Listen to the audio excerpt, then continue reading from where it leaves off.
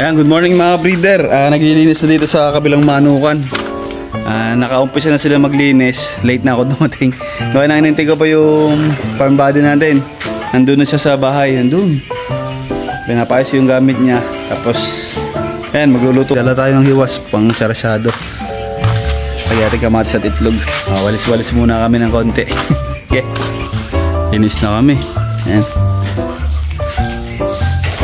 Ito yung nagawalis, yun yung ating farm body, si tatay. Ito yung nagawa ng bahay. Sinis na to. Ito malinis na dito. Ganda. Maglilinis din ako. Mga breeder, nandun si tatay, nagbobulgasil ng kanyang bahay.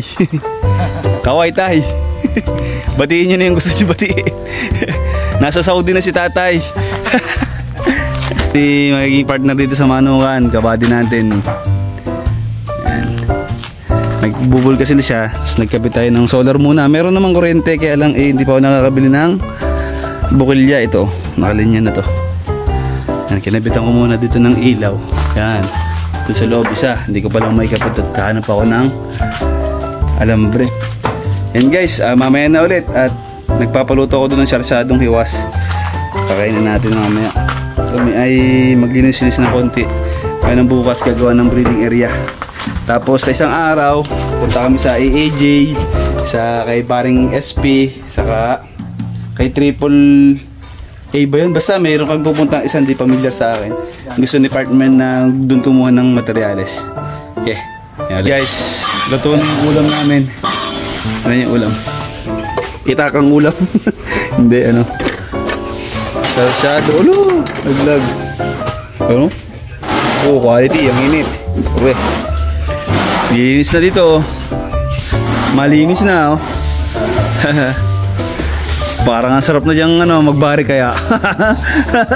Magbari kaya ito tayong apat dyan. Malalasing. Ganda na, linis na guys. Konti na lang. Ayan guys, medyo malinis na. Yun na lang, ano, ililipat mamaya. Dahil sa receiving area at saka gradas. Tapos bahay ni partner, tulugan namin. CR ng ito pala, ay hindi, ayun nga, CR ng bisita. Ano, may lutuan doon sa dulo. Sa likod nun, breeding area. Yan. Ako nga pala, maghahanap ako ng tuta. Baka may tuta kayo dyan. Panlagay lang dito sa tigmanukan ko. Para may bantay na kami pagtagal ng panahon. Bantay sa pusa.